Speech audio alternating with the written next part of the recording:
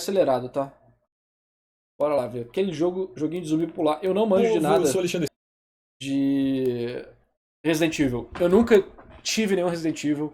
Eu joguei Resident Evil na casa de amigos muito pouco. Nunca foi o estilo de jogo que me agrada. Nem terror, nem tiro. Então eu tenho zero conexão com Resident Evil. Eu sei zero de Resident Evil. Eu me interesso zero por Resident Evil. Bora lá. Esteves tinham saudade de mim, é claro que não, mas cara, estou de volta obrigando você a assistir mais um vídeo desinteressante. O que acontece, Mano, meu povo, nesse meio período aí... o Ale tá muito cansado de fazer vídeo pro YouTube. Ele tá muito cansado de fazer vídeo pro YouTube. Eu não acho que ele deveria continuar fazendo se...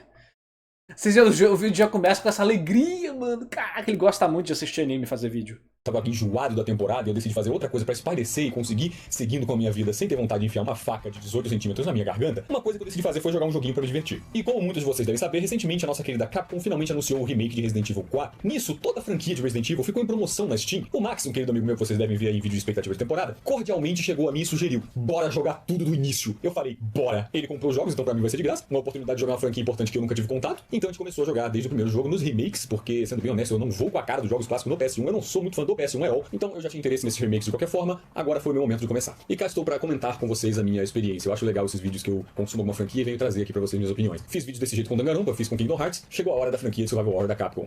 Iniciando o primeiro jogo, eu achei divertido, mas eu queria introduzir isso aqui falando sobre uma vertente que a franquia ostenta que eu não esperava. E eu realmente fui pego desprevenido pelo quão trash esse jogo é. Eu sempre ouvi muito bem dos jogos, dos valores de survival horror, de terror, de não sei o que. Então eu tinha uma visão muito séria e pontual desse jogo na minha cabeça. E não é que ele não tem, ele faz um survival horror bacana, o jogo é divertido, mas ele tem um lado muito predominante em tudo que toca na história, nos personagens, nas cutscenes, que é extremamente tosco. Isso eu não esperava. O plotzinho de Resident Evil basicamente é que você é uma força policial que tá investigando uma mansão que supostamente tá acontecendo umas paradas bizarras lá. E ao longo da gameplay você descobre que embaixo daquela mansão tem um laboratório que faz umas pesquisas bizarras e aí zumbi você já sabe pra onde vai. A lore é bem simples, mas é interessante porque é aquela vibe de investigação, né? O jogo te larga numa mansão e eu acho que essa mansão tem a melhor atmosfera de todos os Resident Evil que eu consumi até agora. Um ambiente fechado que você não conhece, não sabe o que se passa, tem que explorar e descobrir, é vazio, é sombrio. Isso é um setting muito comum pra qualquer coisa de terror, né? Prender o personagem em um lugar fechado com alguma ameaça iminente colocada ali. E essa vertente posta no survival horror, onde você tem que explorar, é tudo muito lento, tudo muito calmo. A ameaça que se apresenta pra você não é susto, não é baseado no jumpscare, que eu acho ridículo e muito barato esse formato. Uma coisa que... Os bichos só estão lá e você se vira pra lidar com Uma eles. coisa que eu cheguei a estudar, por causa de gostar de game design, essas coisas e tal, é que como os Resident Evil antigos usavam a limitação do console pra melhorar a experiência do jogador dentro das limitações, né? Por exemplo, o ângulo da câmera quando você entra na sala, o posicionamento dos bichos, e como isso fazia sentido pro gameplay, pra história, pra sensação que o jogo queria passar. Coisa que se perde de forma, se você permitir o tipo de jogo 100% mundo aberto e livre, sabe? Onde você tem controle da câmera. Mas claro que às vezes um sacrifício não vale o outro, né? Então tem que administrar isso aí. E eu achei tão gostosa a atmosfera, a sensação de explorar aquela mansão com cenários lindos, uma ambientação boa demais. Eu vou falar, eu fiquei muito surpreso quando eu descobri que esse jogo é de 2002. Eu assumi automaticamente, só olhando pra ele assim que a gente começou a jogar, que ele fosse dos meados da época do PS3, mesmo não sendo tão recente quanto os remakes seguintes. Ele tava ali pela 7ª geração, mas não, esse jogo saiu pra GameCube em 2002. Isso me deixou estupefato porque o jogo é lindo, os cenários são maravilhosos, os personagens, os monstros, tudo que se move na tela é muito bonito, tem modelos ótimos, o gráfico é bom demais. Isso genuinamente me apeteceu muito e tudo de valor visual, da atmosfera. Direção de arte. Não é o gráfico, é direção de arte. E o fato deles deixarem com esses tons mais escuros também ajuda a esconder muita parte do gráfico. E que eu acho, na verdade, muito certo. Gráfico não é nada, direção de arte é tudo. Um gráfico bonito vai ser feio daqui 2 anos. Uma direção de arte boa é boa eternamente. Foi o que mais salvou minha experiência com esse jogo. Tão gostoso ligar o joguinho de madrugada e explorar aquela mansão. Que sensação boa, cara. Então o jogo se divide muito assim, é aí que eu queria chegar. Por um lado, ele tem essa ambientação muito bacana de survival horror, você tem que lidar ali, administração de recursos, os itens são escassos, você tem que lidar com aquela situação toda, entre os perigos dos monstrões, e o outro lado da lore das cutscenes extremamente toscas que eu tava faltando mais cedo. Isso é uma identidade da franquia que eu não conhecia, que foi muito legal de descobrir. O jogo é sério, ele tem uma ambientação muito boa, é muito gostoso descobrir plot de pouquinho em pouquinho, com registro, com carta, né, lendo item, enquanto ao mesmo tempo você lida com puzzles super bestas, umas cutscenes extremamente toscas. Tem momento em que a Jill, a personagem que a gente tava jogando, ao explorar aquele casarão, ela encontra um dos amigos dela ferido no chão, naturalmente se preocupa, vai ajudar o cara ali, e aí quando esse cara vai falar coisas meio suspeitas ou coisas que não devem, ele é calado por um tiro que vem de trás de nós, de trás da Jill. E a reação da nossa querida policial é se espantar e ficar tentando ajudar o cara ali. Oh meu Deus, eu estou no tiro, que você tá bem? Sério mesmo, cara. Imagina uma policial que é treinada, que naturalmente esperava que a reação dela fosse virar arma e, né, tentar reagir. Não, ela completamente ignora e fica por isso. O cara veio, apareceu entre os dois, deu um tiro, foi embora e fica por isso. Caralho, tanto que eu ri dessa cena, cara, isso é tão ridículo. Mas no final do jogo, a coisa do Wesker que começa a revelar o plot lá. Maluco de óculos escuros, boladão, tentando sair por cima, tentando ser cool ali, daquele jeitão dele. Ed pra cacete. É muito tosco esse jogo, cara. Literalmente cai do céu, né? Os caras do helicóptero jogam a bazuca pra você enfrentar o bicho ali. Resident Evil tem um lado muito caricato que eu não conhecia, de verdade. A impressão que esse primeiro jogo deixa, eu acho que define realmente a franquia. A atmosfera maneira, com survival horror, com os puzzlezinhos, com a exploração pra você descobrir ali a mansão, aquela coisa maneira. Será que Resident Evil teve a mãozinha do gore, dos filmes trash gore japonês, tipo Robogeisha, Tokyo Gore Police, esse tipo de coisa? E junta essa galhofada com as partes mais sérias? De administrar recursos e tal. Sim, teve. Ah, por isso. Tem a identidade de ter dois personagens, né? Você escolhe Não que tenha tido desses que eu falei, mas dessa, né, dessa vertente. o lado qual campanha você vai fazer, e esta forte impressão caricata e meio trash que acompanha nas cutscenes, na lore ali, ao mesmo tempo. E eu gostei disso, eu gostei dessa identidade, eu gostei dessa ideia, esse formato que ele tem é muito legal. Embora eu acho que o primeiro jogo exagere muito, tá? No primeiro jogo em particular eu acho que tá mal dosado, é muito tosco, de uma forma que só fica cringe mesmo, é acentuado demais esse ponto. Eu acho que o primeiro jogo... eu não sei nem se é intencional aquilo, pra ser bem sincero. Enfim, eu acho que esse tom é mais acertado do segundo jogo em diante. Então já vamos passar, já vamos adiantar. O primeiro jogo dá uma boa impressão do que é a franquia, pelo menos nesse remake que eu joguei. Ele é uma versão bem rústica do que é a ideia da franquia. Eu acho que ele dá uma primeira impressão boa pra quem tá começando. Funciona como um primeiro jogo. Agora, indo pro segundo, eu sempre ouvi muito bem desse jogo e eu fiquei feliz de começar a explorar ele. Ainda mais que ele tá num formato muito moderno, né? Ele abandonou aquela coisa de câmera fixa e tá naquele modelo mais em terceira pessoa, mais tradicional que a gente tá acostumado a ver. Eu vou falar pra vocês, que jogo gostoso, irmão. Nossa! Você sente que ele é um Resident Evil, tudo que foi apresentado no jogo anterior é sustentado ainda nesse remake do segundo jogo, só que tão melhor, amigo. A principal graça da franquia, que é a questão de você estar preso num lugar, né? A gente começa na delegacia ali com o Leon, pelo menos eu comecei pela campanha do Leon, explorando aquele lugar, que é quase uma mansão também de tão grande. A atmosfera é boa demais, os puzzles são divertidos, a exploração é tão gostosa. Eu gosto muito de explorar, eu gosto de jogos que permitem a gente ter a liberdade de exploração no ambiente. E aqui é perfeito, maravilhoso. Uma coisa que me assustou um pouquinho no início é a questão do Ink Ribbon, né? Que no Resident Evil isso é um item que você usa pra salvar. A gente tem a icônica sala Safe Room, né? Com a máquina de escrever pra você salvar seu jogo. E essa mecânica foi mantida no remake, se você botar na dificuldade mais alta, onde você precisa desse item pra salvar. Você só salva o jogo se você tiver esse item. E isso me assustou um pouco no início, caramba, é uma coisa tão básica e necessária quando salvar o jogo. É limitado, que coisa ridícula. Eu achei isso muito precário, até eu começar a jogar o jogo de fato, cara. Eu nunca tinha experienciado essa mecânica de administração de recursos, eu gosto muito disso. O jogo te dá recurso meio escasso, meio limitado. Você tem que tomar cuidado pra não sair atirando de qualquer forma. Você tem que tomar cuidado com o que você tem. E eu nunca tinha visto essa mecânica aplicada em cima de uma coisa tão essencial e banal quanto salvar o jogo. E eu gostei pra caralho. Cara, o tanto que foi interessante. Ali, parabéns. Você descobriu que jogos que fazem você ponderar suas ações trazem recompensas maiores quando você de fato consegue fazer as coisas corretamente. Coisa que hoje em dia, na maior parte dos jogos, não existe mais porque eles têm medo do jogador se irritar e sair do jogo. Isso é um problema porque esses jogos normalmente são jogos como serviço. E se o jogador fica com um pequeno inconveniente, ele vai parar de jogar o jogo.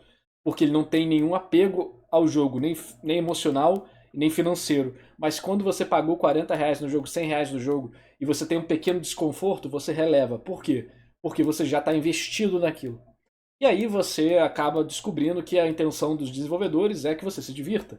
Que aquilo foi uma mecânica para você se divertir. Às vezes você não se diverte, mas às vezes se diverte. E aí quando você faz isso em jogos de graça, o que você faz é mecânica de retenção de jogador. E mecânica de retenção de jogador morre de medo de dar pequenas inconveniências para te dar grandes prêmios no futuro. E pequena inconveniência não é fazer tarefa chata. Pequena inconveniência é tipo isso que ele falou, só que cria uma sensação específica que gera uma reação específica do jogador positiva pro gameplay.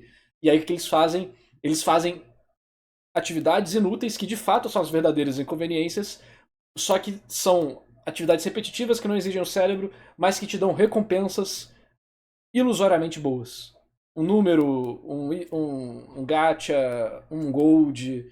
E aí você fica fazendo atividades chatas sem engajamento para conseguir algo que você julga ser positivo, mas não é. E aquilo é uma atividade de retenção de jogador para aquele jogo como serviço. Ele tem medo de te perder, então ele te mantém jogando, te dando migalha. Porque ele tem medo de te botar em situações que gerem estresse, porque ele tem medo que esse estresse faça você sair do jogo. Mas é esse estresse que gera os bons momentos de gameplay, que é um balanço entre estresse e relaxamento, habilidade e desafio. Explorar aquilo, tendo medo do risco de você perder de bobeira e voltar um grande progresso que você estava fazendo, porque Resident Evil você morre por nada. Deu uma bobeira, um zumbi te pegou 2 vezes ali, 3, tu não consegue reagir, não teve cura, acabou. Então essa coisa de você tomar cuidado, bolar uma estratégia, administrar certo, não só os seus recursos, como as suas ações, a sua trajetória por aquele ambiente, para fazer um progresso considerável e poder gastar consciente uma fita de tinta para salvar, foi muito satisfatório. Que divertido isso, cara. Depois que eu me apeguei a esse modelo enquanto jogava, eu pensei, cara... Se gera emoção, né? Gera emoção. Falaram, Breath of Fire 5, essa mecânica é um saco. Não sei porque eu nunca joguei. Mas tem muita gente que não gosta e tem algumas pessoas que falam que é bom, mas mesmo quem fala que é bom, em geral, fala que a mecânica é pesada demais. Isso pode acontecer, obviamente, perderem a mão. Se não tivesse essa mecânica, eu só simplesmente salvaria sempre que eu passasse numa safe room, o que é frequente, porque tem algumas espalhadas naquela delegacia. E o meu progresso ia ser muito banalizado, sabe? Eu não ia passar por esse risco, eu não ia calcular a minha trajetória, o meu plano pra agir, e eu não ia ter esse nível à flor da pele, que é a ideia principal do jogo. Funciona. Exatamente, ainda mais no jogo Survival Horror, você tem que ter um nível de tensão. Se a cada momento do Survival Horror você sabe que você está imune a qualquer coisa que aparecer, sabe o que você vai fazer? Você vai sair correndo, ver onde tem tudo, morrer, voltar pro seu save e fazer as coisas já sabendo o que acontece. Mas quando você tem que ponderar suas ações, você tende a não imaginar que esse tipo de linha de caminho seja possível ou benéfico. Por mais que você também possa, no início do jogo, sair correndo, ver tudo, morrer e voltar do início do jogo. Só que a diferença é a sensação que o jogo te faz sobre como ele deveria ser jogado.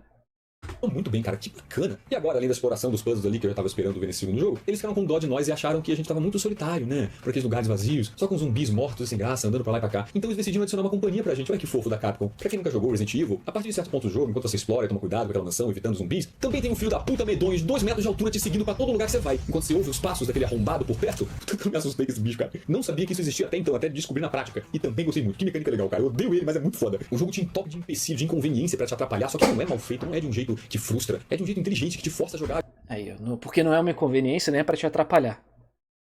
Porque isso é o que você pode achar inicialmente que é. Mas são mecânicas que geram engajamento, mudança de ritmo, ativa a sua capacidade cerebral, te exige a pensar rotas, te exige a mudar o gameplay, se adaptar. Entendeu? É muita coisa. Parece uma inconveniência e algo chato, mas não é. A verdadeira inconveniência e algo chato está em outras coisas. Pode ter no Resident Evil ou não, mas que tem vários outros jogos.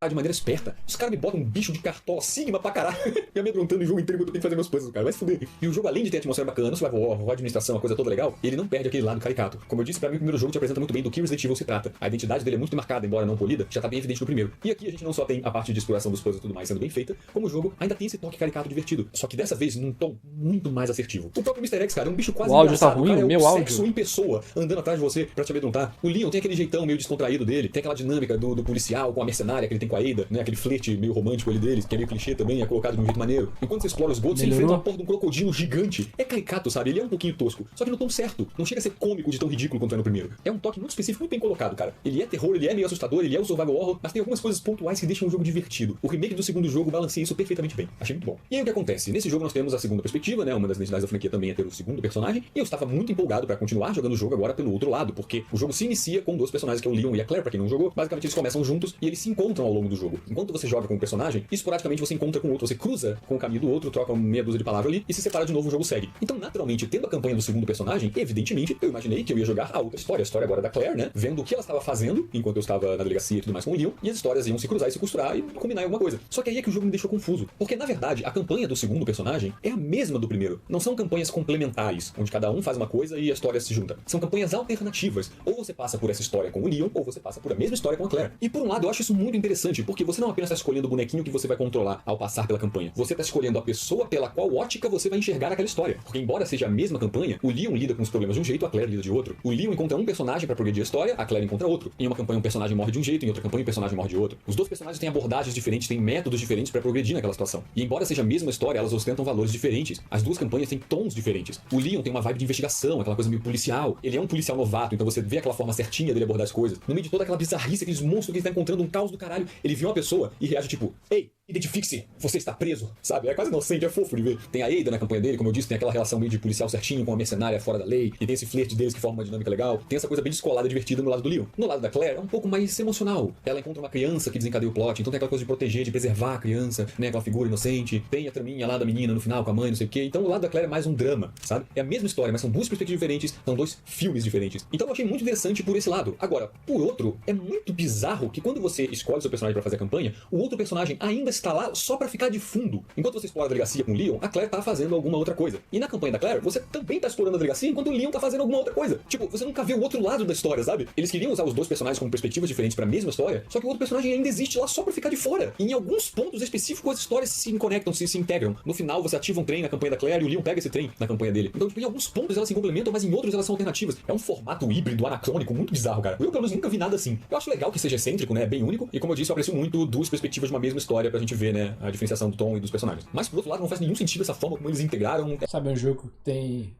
8 perspectivas da mesma história? Guns N' Roses, o primeiro jogo que eu lancei comercialmente trabalhando para Starter.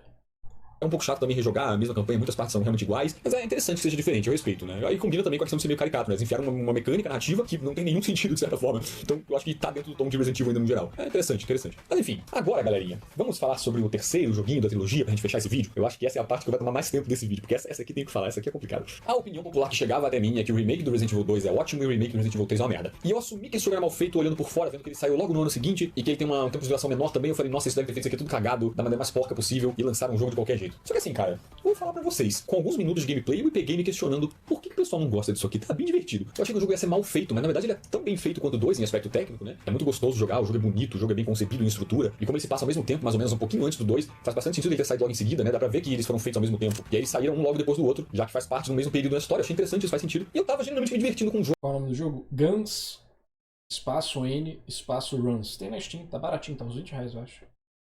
Tem 8 perspectivas da mesma situação.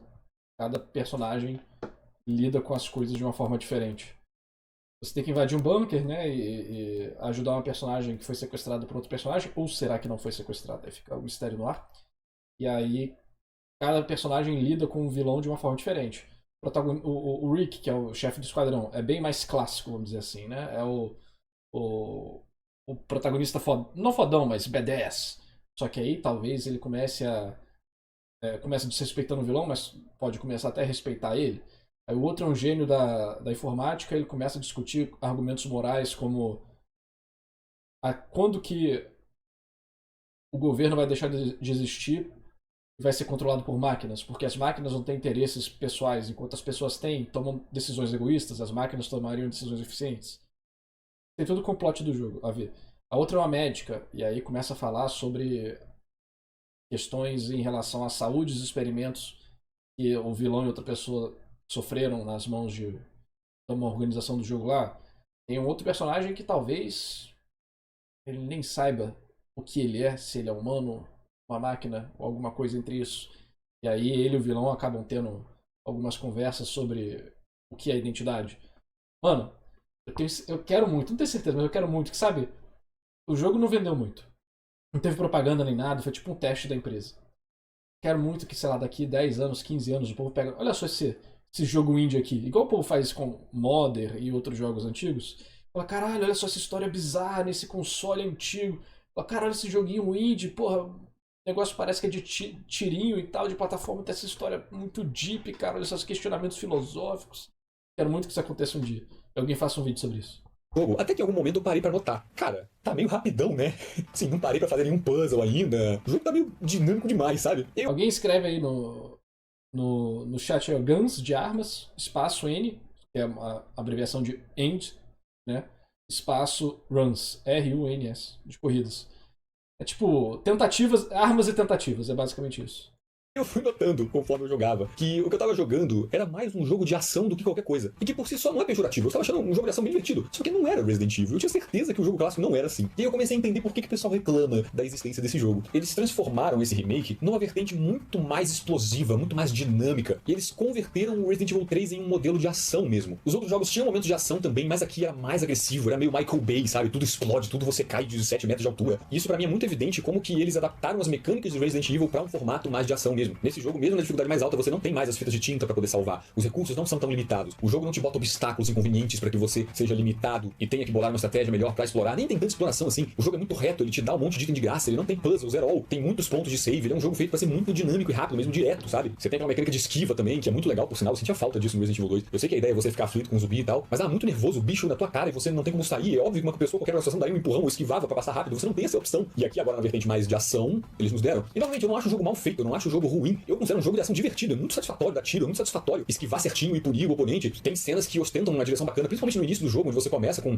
um POV, né, da Jill, criando um ambiente ali pacato que vai ser destruído pelo Nemesis logo em seguida. E aí, nessa fuga do Nemesis tem vários ângulos de câmera, você corre de um lado, corre de outro, tudo pegando fogo. Então acho que ele tem toques de ação bem feitos, sabe? O Mr. X desse jogo, que seria o Nemesis, é muito mais puto, muito mais agressivo. A primeira coisa que eu senti, ok, o Nemesis vai ser o cara que vai ficar me seguindo nesse jogo, beleza. Só que eu tava esperando conseguir lidar com ele igual eu lidei com o outro no jogo anterior. Mas não, o Nemesis é muito rápido, ele pula na tua frente, ele te bate muito, ele é muito mais agressivo. E eu acho que isso favorece também esse formato de ação, né? Ele tem muito moveset também, ele já ataca com a língua, ele dá porrada, ele atira com arma, cada hora ele parece mais brabo do que antes. Então assim, eles realmente remodelaram o jogo pra uma vertente mais de ação, mais agressiva, mais Michael Bay. E eu não achei mal feita essa conversão, sabe? Eu achei que o resultado disso foi um jogo de ação divertido. Eu me entretive muito e gostei de jogar o jogo, foi bem bacana. Agora, o que eu posso pontuar... Aparentemente existe uma tendência de jogos de terror virarem jogos de ação com o tempo, né?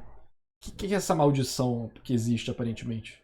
Que daí esse deve ser o maior problema que a fã não tem, né? Que eu posso concordar. Não é o resultado do que eles fizeram, e sim a decisão. Tá, ficou um jogo de ação legal, bacana, mas por quê? Por que decidiram transformar o Resident Evil, que é o survival horror, que é o puzzle, que é você explorar, que é você ter limite de recurso, em um filme de ação da temperatura máxima? Que bem que isso traria? Qual a virtude desse formato, sabe? Eu realmente não entendo. O jogo é divertido, mas seria muito mais legal se ele seguisse o mesmo modelo do 2. Por que descaracterizar o jogo desse jeito, sabe? Não tem nenhum motivo pra isso. Eu imagino que a partir do 4º jogo, pelo que eu ouço, a franquia abandona mais o formato de survival horror e passa pra um negócio mais de ação descaralhada. Mas o 4 não é uma transição melhor desse formato? Me parece tão melhor deixar a trilogia inicial fechadinha, imaculada, né? Do jeito correto. Eu realmente não entendi. Mas assim, o jogo é divertido. Eu acho que ele entrega muita coisa legal. A própria questão da perspectiva, né, das óticas da narrativa, aqui teve um formato muito bom. No segundo jogo tem aquele híbrido bizarro. Nesse, você visita a delegacia, meio que algumas horas antes, eu imagino, de estar lá com a Claire e o Leon, e você vê justificativa pra muita coisa. Muitos lugares que estavam inacessíveis se tornaram acessíveis por conta do que você fez agora. Tem uma parte por um banheiro que quando você chega no segundo jogo, tá obstruída por um gás, né, que tá vazando assim, você tem que fechar com a válvula, é um dos puzzles. E agora com o Carlos no jogo 3, você descobre que você foi o motivo de ter causado aquela situação, né, explodindo a parede e danificando os canos, né, pra fazer um gás ali. Então tem esse tipo de coisa legal, sabe? Tem essa jogadinha, isso foi bem feito. Pra mim, a coisa mais legal do jogo, que é o Nemesis, foi entregue. Por mais que seja mais banal, ele não tem aquela coisa de ficar te seguindo enquanto você explora, até porque a exploração nem existe mais, o jogo é muito linear, então não tem essa agonia de ficar seguindo enquanto você descobre coisas, faz puzzles e tudo mais. Ele aparece de maneira muito mais scriptada, né? Ele vem, apresenta uma ameaça, você consegue sobreviver a essa ameaça e depois ele some. Ele não fica te seguindo.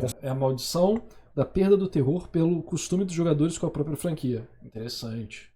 Mas ele conseguiu passar essa mensagem de ser um Nemesis, né? De ser persistente, de ser insistente demais e também resistente demais, porque, meu Deus, por mais que ele não estivesse constantemente me seguindo, a persistência dele me impactou. Cada vez que o bicho aparecia, eu ficava, meu Deus, sai do meu pé! E ele te pega desprevenido, né? Você tá andando, caminhando normalmente pelo cenário e estoura uma parede do teu lado, tá lá a porra do Nemesis. Você tá de boa querendo subir uma escada e bum na tua cara o Nemesis. O bicho chato da porra, sabe? Ele passa a mensagem, ele entrega a mensagem. Até porque nem no clássico ele fica constantemente 100% do tempo te seguindo, porque senão você ia meio que se habituar a ele. Acho que ele tem que dar umas pausas não só pra você conseguir jogar o jogo, como pra ele te surpreender de vez em quando voltando e dar a sensação de, meu Deus, bicho, sai! Que é o objetivo. E assim, eu juro pra vocês que na terceira vez que eu derrotei ele, eu achei que era a última. Ele te segue uma porrada de vezes, não só insistente e resistente, como ele tá cada vez mais puto e aparece cada vez mais brabo, com armas diferentes, com lança-chamas. A boss fight é muito legal. Isso eu posso falar, as boss fights desse jogo são bem melhores que o segundo. Isso aí eu vou dizer. Enquanto você fica rodando naquela área metálica com o Leon, esperando a porra do Ian fazer algum ataque que pausa pra você poder atirar nele e voltar a ficar rodando por mais de 10 minutos, com o Nemesis você tem ele com lança-chamas, uma boss fight maneira pra caramba, cheio de moveset legal. Depois quando ele tá com a dupla, ele corre pelo cenário, aproveita muito a área, ele não só te bate, luta contra ti, quando ele roda por ali, você é obrigado a usar mecânicas diferentes, ele sobe lá em cima da torre, legal pra caralho. Então as batalhas com o Nemesis são bem mais legais do que no segundo jogo, na minha opinião. O que faz sentido, né? Porque o jogo tá no modelo mais de ação e o boss fight é essencialmente ação, então ele se sobressai nesse momento, com certeza. Mas enfim, nessa vez da torre do relógio eu achei que era definitiva, porque eu achei que era a terceira vez que eu derrubava esse cara. E ele tava com um formato diferente, né? Ele tá meio quadrúpede, eu imagino que a fã não devou odiar isso, mas me pegou, cara. A ideia pra mim é ele ficar cada vez mais brabo, mais puto, mais estranho e evoluindo, então ele aparecer em modelos cada vez mais bizarros e inconvenientes, agrega pra mim no fator dele ser um saco, né? Te seguindo e ficando cada vez mais puto. Mas por incrível que pareça, eu conheço mais Resident Evil pelos filmes do que pelos jogos. Enfim, Alexandre Inocente achando que tinha lidado o suficiente com o Nemesis nesse momento. Não sabia ele que o bicho não parava de aparecer. Isso se resume a eu vi 2 filmes e não joguei nenhum jogo. Mano, eu acho que eu sou muito deslocado de muita franquia famosa por aí. Sei lá, cara, eu não sei porque, nunca me atraiu. Quando ele volta depois, você luta ali naquela boss fight meio reciclada ali dele quadrúpede, é dificinho, você dá um trabalho, e aí você derrete o bicho em ácido. Eu falei, porra, graças a Deus. É a forma que eles arranjaram pra eliminar o bicho de vez, né? Torrando ele no ácido. Assim não tem como ele voltar, não tem resistência que aguente. Eu juro pra vocês que quando eu tô indo embora e o bicho me aparece de novo, eu gritei, mano, mas não é possível! Eu acho isso muito divertido, essa sensação, nem é a coisa mais legal por causa disso. A insistência dele, o quão longe que o bicho vai me ganhou. É muito chato e dá uma identidade forte dele nisso, isso não morreu no remake, eu acho que isso, pelo menos comigo, funciona muito bem. A coisa dele ser realmente o teu Nemesis e não largar teu pé. E aí vem a boss fight final agora sim, a última. Eu achei legal. Não tem nada contra bichão, parede de carne gigante, não. Como eu disse, a ideia é ele ficar cada vez mais bizarro, cada vez mais escroto. Pra mim aquilo ali é realmente o ápice, né? Um bicho enorme que mal tem forma, mais com uns bração gigante. Achei cabível pra uma boss fight final com o Nemesis. Não achei que nesse quesito o remake pecou, não. Pra mim o Nemesis tá bem feito. E outra coisa, nesse jogo, o tom caricato dele, aquele lado meio tosco dele, também tá bem dosado. Assim como no 2. O jogo é sério, você leva ele a sério, só que ele tem muita patuscada, né? Não só pelo jogo ser exagerado, explosão pra caralho, e a Jill cai de cima do prédio e tá de boa e tudo mais, como no próprio Nemesis cada vez mais então exagerado. Então você não conhece Resident Evil? Assim, o que eu comecei falando no vídeo, eu não conheço Resident Evil, eu só joguei na casa de amigos muito pouco, nunca tive nenhum jogo de Resident Evil, nunca tive interesse em Resident Evil, nunca procurei nada de Resident Evil, quando eu vi Resident Evil foi tipo na TV. O 1 e o 2 assistindo enquanto eu, sei lá, fazia alguma outra coisa. Eu sou completamente desconectado de Resident Evil. De 50 quilos que solta raio. Os próprios personagens, né? A Jill fica mandando frasezinha bereza o tempo todo, né? Tem essas tiradas, o Carlos é meio mulherengo. O Nikolai, né? Que é o vilão da série ali, caricato, aquela luta final com ele é muito caricato também. Então é dosado de um jeito certo, você dá uma risada, se diverte ali com o jogo. Então isso também tá no tom certo. E aí, após eu terminar esse jogo, Eu fiquei curioso com o que esse jogo adaptou mal. Eu gostei dele, mas eu vi que ele, né, tava modelando pra um formato diferente de ação e tal, e eu fiquei curioso pra ver como o Resident Evil 3 original se comportava, e eu fui jogar. Como eu disse, eu não vou muito com a cara do PS1, mas eu fui fazer um esforço, e também tem uma versão mod, né, HD pro PC, assim, que deixa tudo limpinho, fica com cenários bem bonitos. Mas enfim, jogando o jogo antigo, aguentando a tortura daquele controle de tanque, eu gostei mais do jogo antigo do que eu tava esperando, sinceramente. Eu achei que eu ia achar ele muito mais chato, mas até que é bem divertido. Aquela área da cidade inicial é muito maior, você passa muito mais tempo ali explorando, você é bem livre no geral. Eu gosto quando os jogos te dão sensação de liberdade de qualquer forma. Então é bem livre, você pode ir onde você quiser, os puzzles te limitam de certa forma, mas você vai explorando e vai costurando da forma que você precisa fazer. O jogo no geral é mais rico, tem mais mecânicas, mais recursos, que cairiam bem até no formato de ação, não sei que eles abdicaram nisso. Então de fato é muito mais rico, né? Tem mais áreas, você explora mais locais, o formato no geral de survival de fazer os puzzles e tudo mais é mais divertido do que o formato de ação, eu acho. Então realmente fortaleceu a minha questão, né? Por que eles fizeram isso? Não achei ruim essa conversão, mas não tinha motivo pra isso ser tão mais legal se eles mantivessem esse formato. Eu acho que a melhor forma de colocar é que o remake do Resident Evil 3 tem poucos problemas no que ele fez. O resultado que ele entregou pra gente é legal. O maior problema mesmo tá no que ele deixou de fazer, porque o potencial era muito maior, você entende? Quando você para pra analisar, principalmente se você joga o jogo antigo, se você joga o remake do 2, que é o modelo pronto, ali, ideal de você ver como você poderia ter feito, observando tudo isso, é impossível você não parar pra imaginar como que o jogo poderia ser muito melhor. O jogo antigo tem mais conteúdo, tem mais cenários, tem mais coisas. Então só de imaginar um Resident Evil 3 com todas as coisas que ele já acertou, que ele já fez bem, só que no modelo certo, no tom correto, igual ao do 2, aproveitando todo o potencial do conteúdo grande que tem no jogo original do 3, dava pra ser um remake muito bom. Eu acho o jogo divertido, legal, mas ele podia ser muito mais do que divertido, legal, ele podia ser incrível. Então acho que o problema tá muito mais no potencial que foi desperdiçado do que de fato o que ele fez errado, sabe? Tem muita coisa assim que eu gosto, que eu fico mais frustrado pelo potencial do que pela execução, vamos dizer assim, né?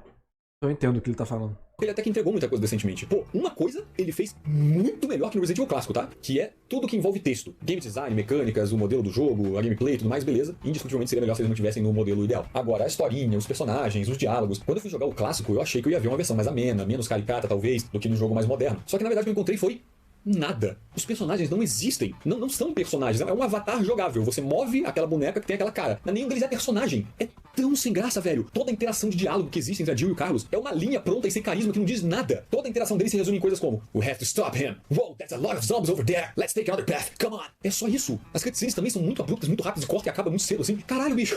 O remake, vocês podem falar mal do formato que ele escolheu, essa coisa meio linear, realmente reduziu o jogo demais, banalizou muito, mas o remake salvou os personagens, cara. Agora eles têm carisma, ele tem aquele charme meio caricato, como eu comentei, a Jill fica fazendo frasinha badass. O Carlos, gostei pra caralho dele, adorei, maluco. Toda parte que você joga com ele é boa. É a coisa da delegacia, que você tá fazendo perspectiva do outro jogo, é a parte do hospital, que é uma das partes mais divertidas, né, que tem mais coisa pra explorar ali. Nessa parte eles tentam botar o pico de ação ali, né, que é um monte de zumbi, tem coisa pra caralho acontecendo divertido. O Nikolai, que é o vilão, ele é meio cringezão, combina com ele, aquele sotaque russo estereotipado, super caricato, maluco, aquela cena final deles lutando ali, umas toscão. Tem graça os personagens. Deu muita identidade, deu vida pros personagens, os personagens existem. Então, enfim, eu gosto do jogo, do remake, pra mim ele agrega muitas coisas nos personagens, ele é mais cinematográfico, ele acertou em muitas instâncias, pra mim o Nemesis foi feito bem. Num geral, ele não é um jogo ruim, é um jogo de ação divertido. O que pega mesmo, como eu disse, é o potencial perdido, a decisão em si de reduzir aquele jogo cheio de conteúdo pra um modelo linear de ação que é bem mais banal. Esse é o sentimento que eu tenho com o remake. Gostei, é divertido, mas carece de conteúdo, era pra ser muito mais. É isso. Então, gente, eu acho que é isso aí. Essas foram minhas impressões sobre os 3 primeiros jogos do Resident Evil. Foi até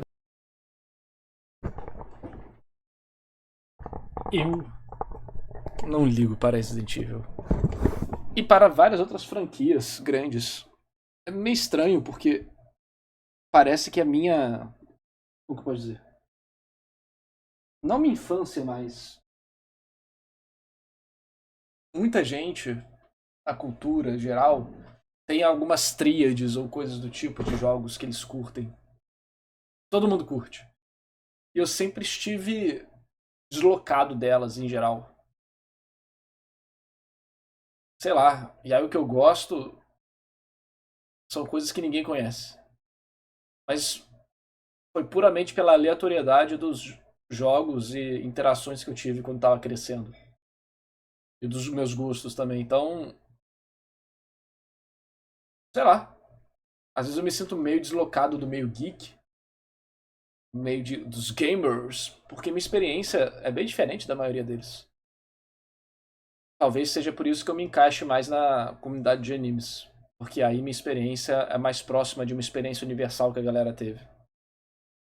Não, eu não sou cult, nem jogo jogo cult. Eu simplesmente, devido à forma que do meu acesso a jogos, o meu acesso a videogame foi diferente, né? Eu não tive os jogos que a galera teve. Os jogos que eu tive foram diferentes. O que me atraía nos jogos era diferente. Então, por exemplo, eu queria jogar Breath of Fire 4 porque eu achei que os gráficos eram muito parecidos com Ragnarok. Foi isso que me interessou, por exemplo, inicialmente. E eu gostava Meu pai jogava Baldur's Gate 1, 2, Diablo 1, Diablo 2, e Dungeon Siege e vários outros jogos. Era isso que eu gostava de jogar. Então acabou que eu fui por um caminho diferente devido às interações que eu tive. E aí eu sinto que eu tenho uma experiência universal mais próxima dos fãs de anime em geral do que dos fãs de jogos. É, com certeza. Meu pai influenciou. Eu jogava muito Age of Empires. Jogos que meio que morreram hoje em dia, né? A galera não gosta muito de RTS. Mas eu ficava fazendo fase o dia inteiro no Age of Empires.